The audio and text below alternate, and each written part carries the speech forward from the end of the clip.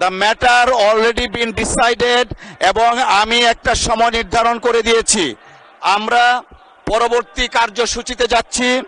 আপনি মঙ্গলবারে না, আমি অসম্মত হচ্ছি না, আপনি আগে শুনবেন তো। Let me speak. মাননীয় সদস্য একটু বসেন। আমরা আমরা আমরা উই আর কন্ডাক্টিং। বলেন। মাননীয় স্পিকার, মঙ্গলবারের আলোচনার সাথে সম্মতি প্রকাশ করছি। ওনারা হয়তো মনে করছেন আমি বিরোধিতা করব না, যদি সংহতি প্রকাশ করেন তাহলে তো নতুন করে কথা বলার দরকার নেই। একটা কারেকশন দিচ্ছি। মাননীয় স্বরাষ্ট্রমন্ত্রী, আপনি যদি মঙ্গলবারের আলোচনার সাথে সংহতি প্রকাশ করেন, দয়া করে বসুন। আলোচনা যদি নির্ধারণ করতে চান তাহলে আপনাকে নোটিশটা একটু সংশোধন করে নিতে হবে, এটাই আমার বক্তব্য। মাননীয় স্বরাষ্ট্রমন্ত্রী, স্পিকার, আপনি এই বিধিতে মাননীয় সদস্য আপনারা বসুন। সেটা আপনি আগে সংশোধন করেন। মাননীয় সদস্যবৃন্দ আপনারা বসুন। মাননীয় স্বরাষ্ট্রমন্ত্রী আপনি বসুন। আমার ডিসিশন অলরেডি হ্যাজ বিন প্রনাউন্সড। আপনাকে তো কারেকশন করে দিতে হবে। মাননীয় স্বরাষ্ট্রমন্ত্রী, my decision already has been প্রনাউন্সড। মাননীয় মেম্বার আপনারা বসুন। আমরা পরবর্তী কার্যসূচিতে যাচ্ছি। আপনারা বসুন, দয়া করে আপনারা বসুন। মাননীয় স্বরাষ্ট্রমন্ত্রী আপনি বসুন। মাননীয় সংসদ সদস্যগণ আপনারা বসুন। My decision has been pronounced. 31শে মার্চ নির্ধারণ করা হয়েছে। সর্বশেষ আলোচনার জন্য 2 ঘন্টা সময় থাকবে। ধন্যবাদ আপনাদেরকে, ধন্যবাদ।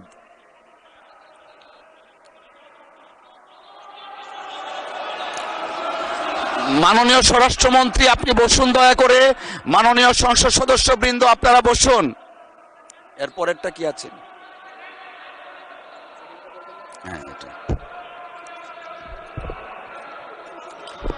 মাননীয় বিরোধী দলের নেতা, আমরা অলরেডি জানিয়ে দিয়েছি 31শে মার্চ অনুষ্ঠিত হচ্ছে। দয়া করে বসেন, আমরা পরবর্তী কার্যপ্রণালীতে যেতে চাচ্ছি। মাননীয় বিরোধী দলের নেতার মাইকটা একটু দেখি।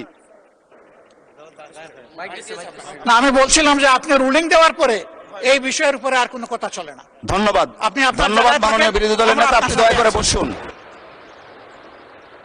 আমি আবারও উল্লেখ করছি, আগামী 31শে মার্চ রোজ মঙ্গলবার দিনের সর্বশেষ বিষয় হিসাবে 2 ঘন্টা কাল বিরোধী দলের নেতার মুলতবি প্রস্তাবটি আলোচনার জন্য সময় নির্ধারণ করা হলো। ধন্যবাদ। আমরা পরবর্তী কার্যসূচিতে যাচ্ছি।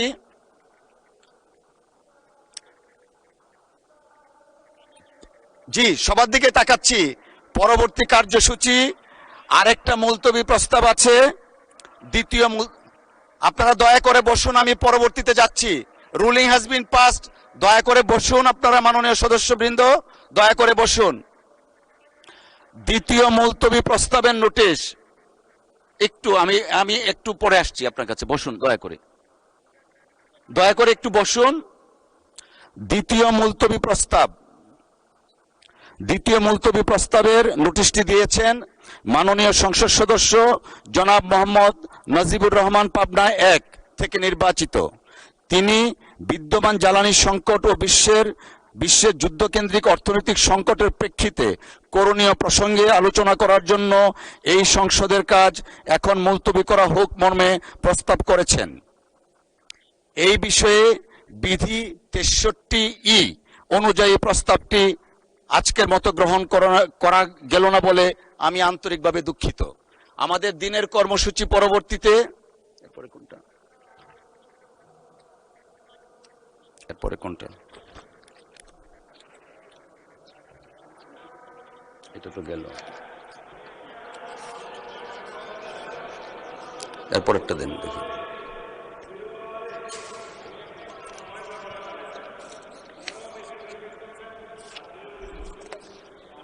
এটা না, মাননীয় স্বরাষ্ট্রমন্ত্রী দয়া করে আপনি আপনার আসনে বসুন মেহরবানি করে।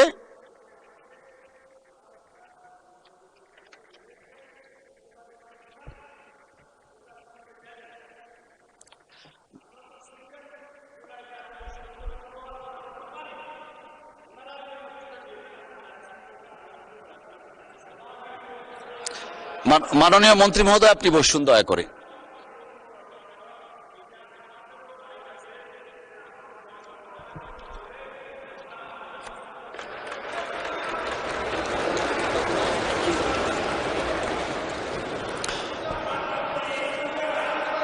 মাননীয় মন্ত্রী মহোদয়, আপনি বসুন। মাননীয় সংসদ সদস্য, আপনারা বসুন। আমরা দিনের পরবর্তী কার্যসূচিতে যাচ্ছি। আমাদের এই বিষয়টা সেটেলড হয়ে গেছে। মাননীয় আইনমন্ত্রী মহোদয় আহ্বান জানিয়েছেন এবং ওনারা প্রস্তুত আছেন। উনি কয়েকটা বইয়ের রেফারেন্স দিয়েছেন। আমি অফিসকে নির্দেশনা দিচ্ছি সেই বইগুলো অ্যাভেলেবল রাখার জন্য। আমরা দিনের পরবর্তী কার্যসূচি রাষ্ট্রপতি ভাষণ সম্পর্কিত আনিত। মাননীয় স্বরাষ্ট্রমন্ত্রী মহোদয়, মেহেরবানি করে আপনি আপনার আসনে বসুন।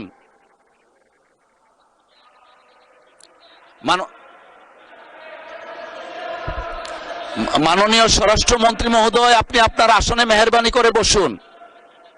মেহেরবানি করে বসুন আপনি।